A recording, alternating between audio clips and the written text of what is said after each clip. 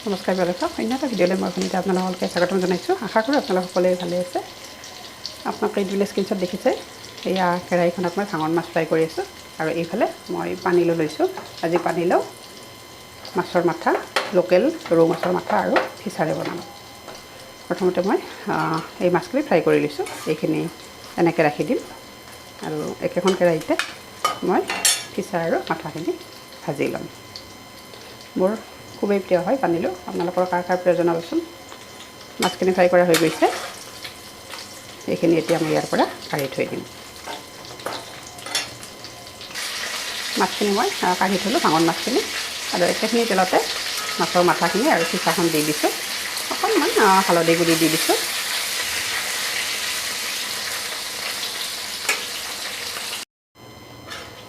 আৰু এতিয়া পিঁয়াজখিনি দি দিম। গোটা জিৰা অকণমান দি দিছোঁ। এতিয়া ভালদৰে লৰাই দিছোঁ। আপোনালোকে যদি মোৰ পিছত বনাই নহয়, আলহীক বহাই থৈও পানীলাও বনাই খুৱাব পাৰে। খুব স্পীডত হয় এনেকৈ বনালে। আৰু নিমখ দিছোঁ ইয়াতে, টেষ্ট অনুযায়ী দি দিব।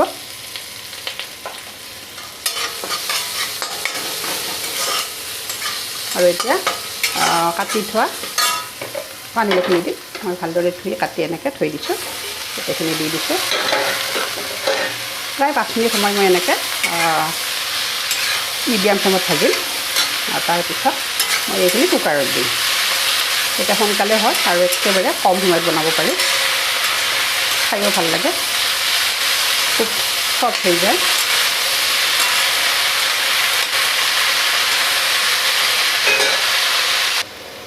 আৰু এতিয়া প্ৰায় 5 মিনিট হৈছে, মই এনেকৈ ভাজি থাকিলোঁ। এতিয়া ইয়াতে মই ৰংগুড়া অকণমান দি দিছোঁ। ইয়াতে বেছি দিয়া নাই। আৰু জিৰা পাউডাৰো দি দিছোঁ। এয়া মই চামুচ ব্যৱহাৰ কৰা নাই, এনেকৈ দি দিছোঁ। ৰুকি লোৱা আদাখিনিও দি দিছোঁ। জলকীয়া দুটা। প্ৰথমতে এইখিনি অকণমান লৰাই দিছোঁ। আৰু যিহেতু মই কুকাৰত দিম, সেইকাৰণে গোটেইখিনি দি দিছোঁ ইয়াতে। পানীলাওত আদা আৰু জিৰা দিলেই হৈ যায়, বেলেগ নিদিলেও হয়। বেলেগ মছলাৰ কোনো প্ৰয়োজন নাই। এতিয়া ইয়াতে মই এটা আচাৰ বস্তু দিম। এই আচাৰ কলাখাৰ লৈছোঁ। বেছি লোৱা নাই, মই অলপ লৈছোঁ, যিহেতু এইখিনি খুব কাঢ়া হয়। এতিয়া ইয়াতে অকণমান পানী দিম, বেছি নহয়। আৰু এই আচাৰ এই বাতিটোৰে এইখিনি পানী দি দিছোঁ খালি। আৰু এতিয়া মই ট্ৰেন্সফাৰ কৰিম, কুকাৰটোত দিম।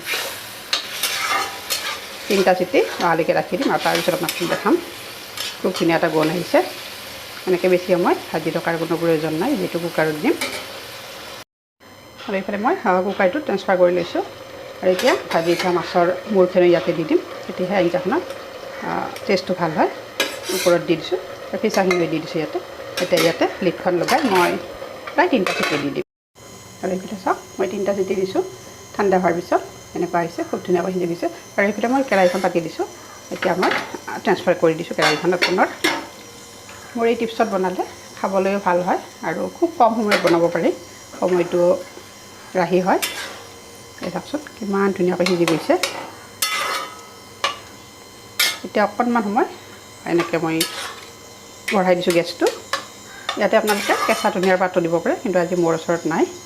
নিমখ জলকীয়াটো নিজৰ পচন্দ মতে। ইয়াত চাওকচোন কিমান ধুনীয়াকৈ সিজি গৈছে। এটা খুব ধুনীয়া এটা গোন্ধ আহিছে। আপোনালোকে যদিহে মোৰ আজিৰ ৰেচিপিটো চাই ভাল পাইছে, তেতিয়াহ'লে লাইক, কমেণ্ট আৰু শ্বেয়াৰ কৰি দিব। আৰু যিসকলে মোৰ ভিডিঅ'সমূহ ফেচবুকত চাইছে কিন্তু পেজটো এতিয়ালৈকে ফ'ল' কৰা নাই, আপোনালোকে মোৰ পেজটো ফ'ল' কৰি দিব। তেতিয়াহে মই নতুন নতুন ভিডিঅ' আপলোড কৰিলে আপোনালোকে নটিফিকেশ্যন পাব আৰু লগে লগে চাব পাৰিব। চাওক মোৰ হৈয়ে গৈছে। জলকীয়াটো ভাঙি দিছোঁ। আপোনালোকৰ ঘৰত সৰু ল'ৰা ছোৱালী থাকিলে তেতিয়া জলকীয়াটো কাঢ়ি থৈ দিব, কুকাৰত নিদিব, নহ'লে জলকীয়া বেছি হ'ব। আমাৰ যিহেতু সৰু ল'ৰা ছোৱালী নাই, সেইকাৰণে দি দিছোঁ এনেকৈ। মাছৰ মূৰটো অকণমান ভাঙি দিছোঁ। তেতিয়া মানে কি হয়, আঞ্জাখিনি খাব খুব টেষ্ট হয়। মাছৰ মূৰত যিখিনি তেল লাগি থাকে, সেই তেলখিনি গোটেই আঞ্জাখিনিত বিয়পি যায়। আৰু খুব ধুনীয়াকৈ কম সময়ত হৈ গ'ল। গতিকে আজিৰ মোৰ ৰেচিপিটো ইমানতে সামৰণি মাৰিলোঁ। আশা কৰোঁ ৰেচিপিটো চাই আপোনালোকে সকলোৱে ভাল পাব, আৰু যিসকলে এতিয়ালৈকে এই টিপছটো ফ'ল' কৰি বনাই পোৱা নাই আপোনালোকে এবাৰ নিশ্চয় ট্ৰাই কৰিব, আৰু বনাই খোৱাৰ পিছত কেনেকুৱা পায় মোলৈ কমেণ্ট বক্সত কমেণ্ট কৰিবলৈ নাপাহৰিব। গতিকে আজিলৈ আহিছোঁ, আকৌ এটি নতুন টিপছ লৈ নতুন মই আপোনালোকৰ ওচৰত আহি আছোঁ। তেতিয়াহ'লে ধন্যবাদ। গেছৰ ফ্লেমটো এতিয়া মই অফ কৰি দিছোঁ। তাৰপিছত ইমান সুন্দৰ হৈছে। মছলা অকল জিৰা দিছোঁ, বেলেগ দিয়া নাই, জিৰা গুড়ি। খুব ধুনীয়া হৈছে।